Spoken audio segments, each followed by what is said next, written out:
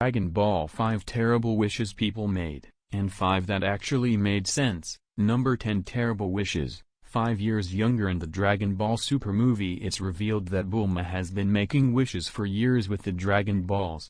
She always wishes for the exact same thing as well, to look 5 years younger. Why not 10 or 20 years so she doesn't have to keep doing it? Why she didn't just ask to look 25 for the rest of her life?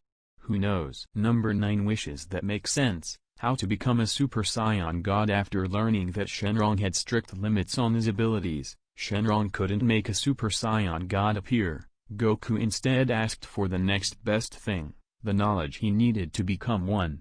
Needless to say, this worked out in Goku's favor, as learning the method ultimately gave Goku the power he needed to give Beerus a tiny challenge. Number 8 Terrible Wishes. 1 million yen. One of the 3 wishes involved when Mai and Shu were around and Frieza was revived was Shu asking for 1 million yen.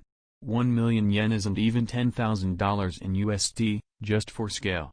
If they had wished for 1 billion yen, or 100 billion yen, this entry might begin to make a little sense, though wishing for finite amounts of money does seem to fall a little short.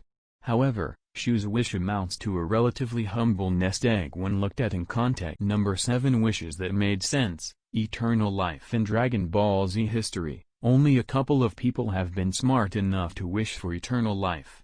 The first is Garlic Jr., who asks for immortality in the first Dragon Ball Z film. Then later it's Lord Slug, who wishes for eternal youth.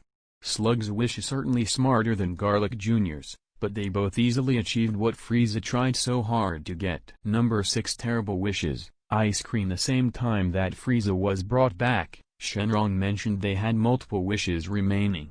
One of the 2 wishes wound up being Mai asking for the best ice cream ever. The biggest and most obvious problem with this wish is that they could have asked for anything else and gotten it, but they chose to ask for something they could have gotten from a restaurant, or perhaps even a corner store. Number 5 Wishes that make sense. Wishing humans back. This happens disturbingly often in the second half of Dragon Ball Z.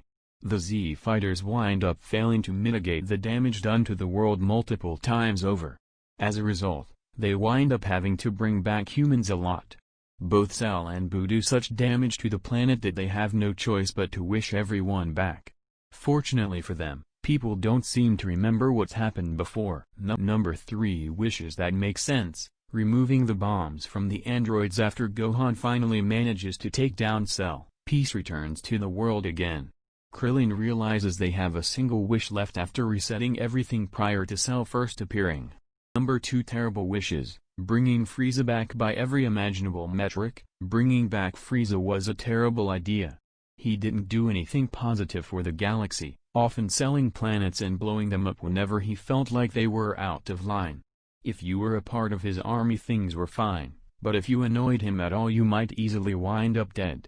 No one got anything remotely good out of this. It was a total waste of a wish. Number 1 Wishes that made sense. Wishing Goku back. The Saiyans were on their way to Earth.